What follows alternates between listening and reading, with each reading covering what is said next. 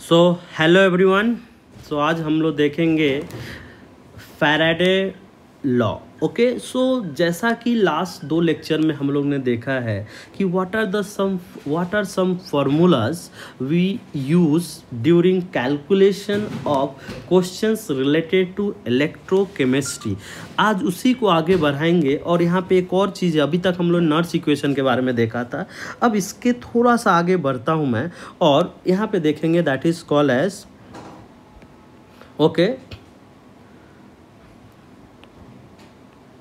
Okay so will see about Faraday law. Okay, क्या देखने जा रहे हैं हम लोग? Will see about Faraday law. Okay, so जब बहुत ज़्यादा डेप्थ में नहीं जाऊंगा बिकॉज पहले ही मैं बोल चुका हूँ अपना अप्रोच क्या है कि अपना अप्रोच है that we are going to solve we are reading this with respect to numerical वाला पार्ट। न्यूमेरिकल को देखने के लिए हम लोग ये पढ़ते हैं। So our approach is totally mathematical. Okay, theory हम लोग बहुत ज़्यादा नहीं देखेंगे। थ्योरी के लिए आप बुक रेफर कर सकते हो या आप मेरे से पूछ सकते हो। आज का अपना approach totally on numerical analysis है, कैसे न्यूमेरिकल क्वेश्चंस को करेंगे। तो यहाँ पे दो लॉ है, उसमें से we have first law, Faraday first law. Okay, तो देखिए फैराडे फर्स्ट लॉ क्या बोलता है कि amount of any substance that is deposited और liberated at electrode is directly proportional to quantity of electricity passed. मतलब एनोड एंड कैथोड पे अगर कोई चीज़ डिपॉजिट हो रहा है तो दैट इज क्यू मान लीजिए, Q that is amount is okay, W मान लीजिए। Okay, W is the amount is directly proportional to Q.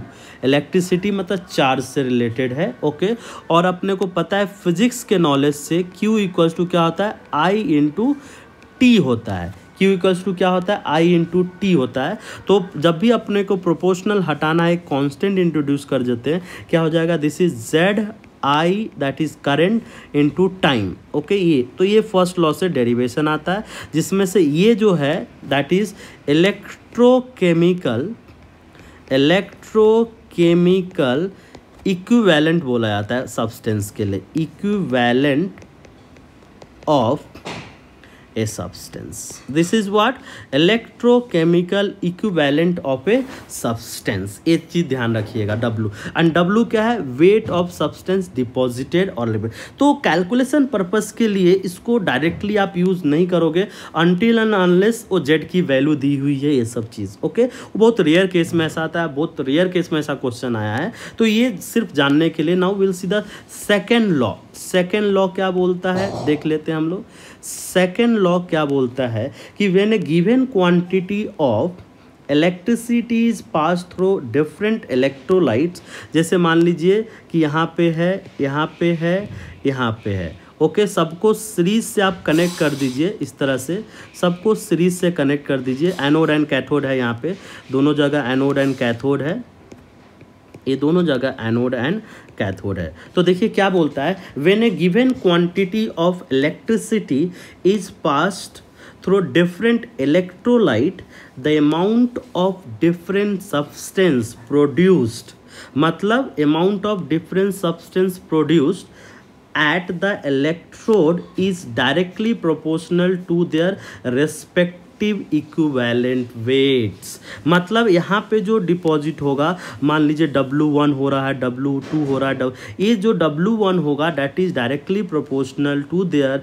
Equivalent weight. तो अगर सेम क्वांटिटी ऑफ चार्ज दिए तो amount is proportional to equivalent weight. तो जैसे मान लीजिए कि यहाँ पे W1 डिपॉजिट हुआ और यहाँ पे W2 डिपॉजिट हुआ, यहाँ पे इक्विवेलेंट वेट इक्विवेलेंट वेट इस तरह से लिखा मैंने, और यहाँ पे इक्विवेलेंट वेट क्या लिखा, इस तरह से लिखा।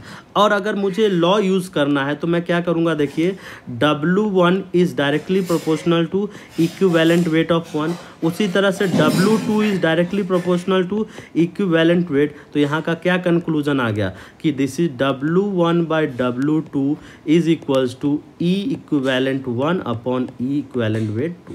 तो ये लॉ है सेकेंड लॉ जिसको हम लोग यूज करते हैं कि जो वेट डिपॉजिटेड होता है that is directly proportional to equivalent weight. तो ये चीज़ अपने को ध्यान में रखना है। तो अगेन ये भी बहुत ज़्यादा यूज़ नहीं करते हम लोग कैलकुलेशन के लिए। अब मैं आपको बताता हूँ कि क्या यूज़ करते हैं हम लोग, कैसे निकालते हैं। तो उसके लिए डायरेक्टली मैं आपको लिखा रहा हूँ, आप ध्यान रखिएगा, उसको डेरिवेशन ये सब की ज़रूरत नहीं है, आप याद रख सकते हो। ओके तो याद रखने के लिए देखिए क्या है, डेरिवेशन आपको क्लास में पढ़ाया गया होगा, मैंने भी अपने बच्चों को पढ़ाया होगा, आपके भी टीचर ने पढ़ाया होगा। याद क्या रखना है, number of equivalent, okay, number of equivalent is direct equals to number of Faraday. ये सबसे इंपॉर्टेंट लाइन है, प्लीज ध्यान रखिएगा। Number of equivalent equals to number of Faraday. जितना नंबर ऑफ इक्विवेलेंट होगा उतना नंबर ऑफ फैराडे होगा। एक तो ये ध्यान रखिएगा। और दूसरा मैं बताता हूँ, जैसे मान लीजिए कि अपने को कोई इक्वेशन ऐसा दिया हुआ है m+2 प्लस 2 इलेक्ट्रॉन दिया हुआ है और इसको m लिखा गया है। तो m, अब ये बोलते ही हम लोग इसको किस तरह से रीड करेंगे, देखिए 2 Faraday, okay, 2 Faraday of charge is required to deposit 1 mole of M। तो ये अगर दो चीज़ आपको अच्छे से है ना, तो कभी भी फैराडे लॉ का क्वेश्चन आप गलत कर ही नहीं सकते हो। अगर एक तो number of equivalent equals to number of Faraday, दोनों पे मैं एक एक क्वेश्चन करके बताऊंगा। और दूसरा क्या है कि अगर आप इस इक्वेशन को इस तरह से लिखते हो, इसका मतलब है कि ये जो दो है ना, ये कोएफिशिएंट, उसको फैराडे पकड़ लीजिए, 2 फैराडे, और यहाँ पे कितना मोल है, 1 मोल है, 1 मोल डिपॉजिट होगा। ओके तो जैसे आपको मैं एक क्वेश्चन करके बता, देखो कितना इजी हो जाएगा, अदरवाइज आप सोचते रह जाइएगा, बहुत डिफिकल्ट चले जाओगे। तो क्वेश्चन क्या है, देखिए क्वेश्चन है कि 1 Faraday of electricity, 1 Faraday of electricity is passed through 10 liter of a solution of aqueous,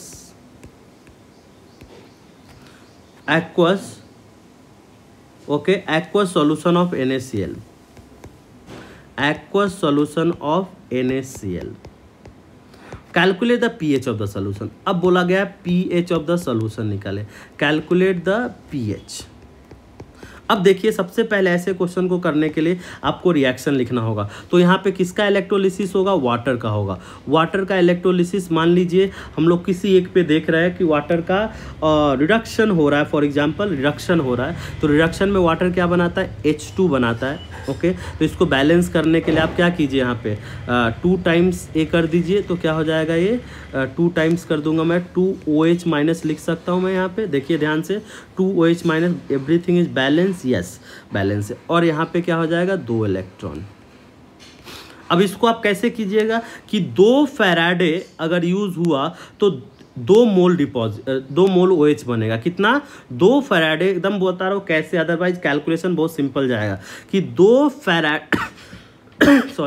Faraday अगर करंट यूज करोगे तो आप 2 मोल ऑफ OH बनाओगे। तो अपने को कितना दिया गया, 1, मतलब मैं 1 फैराडे अगर यूज करूंगा तो कितना मोल बनेगा, 1 मोल बनेगा। तो अब आ गया अपने पास, बहुत सिंपल हो गया। OH का मोल्स कितना हो गया, 1 मोल। OH कितना हो गया, देखिए OH इक्वल्स टू कितना, 1 मोल। और कॉन्सेंट्रेशन निकालना मतलब 1/10, तो 1/10 कितना हो जाएगा, 1/10 कितना हो जाएगा, 0.1 हो जाएगा। POH निकाल लेना, POH कैसे निकालेंगे, minus log of this 10 to the power, तो POH अगर आप निकालोगे तो 1 आ जाएगा। इसी तरह PH कितना आ जाएगा, PH इक्वल्स टू 14। तो देखो कितना इजी, बिना कुछ याद किए हुए हम लोग कैसे क्वेश्चन को कर लेते हैं। अगर आपको सिर्फ ये 2 चीज़ पता हो, अगर ये 2 चीज़ पता है तो क्वेश्चन हम लोग बहुत ईजी करेंगे। ओके तो जैसे एक और क्वेश्चन मैं करके बताता, इससे डिफिकल्ट क्वेश्चन मैं जब पूरा सेट ऑफ क्वेश्चन लूँगा तो वहाँ पे लूँगा मैं। अभी सिर्फ आपको बताता हूँ ये फॉर्मूला सब कैसे यूज होता है। तो जैसे क्वेश्चन है, देखिए कॉपर सल्फेट का सॉल्यूशन है और इसको इलेक्ट्रोलिसिस किया गया कितने देर के लिए, टाइम दिया हुआ है 10 मिनट्स के लिए इलेक्ट्रोलिसिस किया गया, और करंट है आई की वैल्यू दे रखी है कितना 1.5 एम्पियर ये दे रखी है। What is the mass of copper deposited at the cathode, तो बहुत सिंपल है, मास ऑफ कॉपर डिपॉजिटेड मतलब हम लोग क्या लिख लेंगे, number of equivalent of copper will be equals to number of Faraday. Directly ये कर लोगे नंबर ऑफ फैराडे, तो सबसे पहले नंबर ऑफ फैराडे मैं निकालता हूँ ना, तो Q इक्वल्स टू क्या होता है I इंटू टी, आई कितना दिया हुआ है, आई है 1.5 एम्पियर और 10 है बट मिनट में, तो इसको क्या कर दीजिए सेकेंड में कर दीजिए, तो ये इस तरह से कट जाएगा और ये आ जाएगा आपका 900 आ जाएगा शायद, ओके यस 900 कूलम आ जाएगा।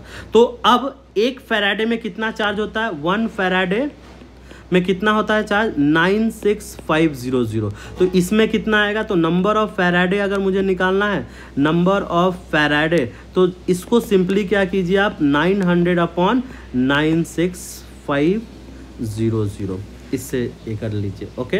तो ये आ जाएगा आपका, तो ये कट के कितना आ जाएगा 9/965 आ जाएगा ये ना। और अभी मैंने बताया number of Faraday equals to number of equivalent, तो कितना हो जाएगा 9/965, this is equals to number of equivalent, और number of equivalent mole concept से आपको पता moles into n factor, moles और एन फैक्टर कॉपर है तो 2 आएगा, कॉपर + 2 से होगा 2, बस कितना सिंपल है। देखिए ये कितना आ जाएगा, मोल्स कितना आ जाएगा, this is moles equals to 9/965 into 2।